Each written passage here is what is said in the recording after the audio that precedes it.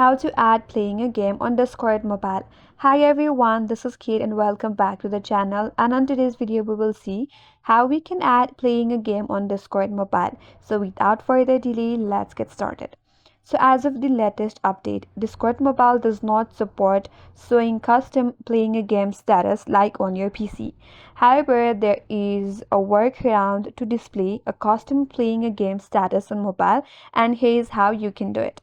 First of all, open up Discord Mobile in your device, and after that, make sure that you're logged in into your correct account.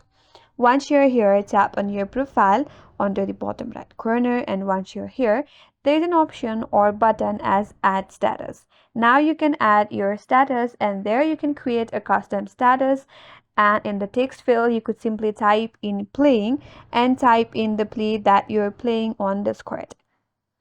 For example, if you're playing Minecraft, then simply tap on or type in playing Minecraft, then tap on save at the top right corner, and that will save your status as playing Minecraft in your profile.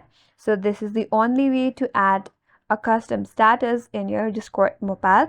That's it, and that's all for today's video. Hope this video was helpful, and if you're new to our channel, consider subscribing. Thanks for watching and stay tuned for more videos.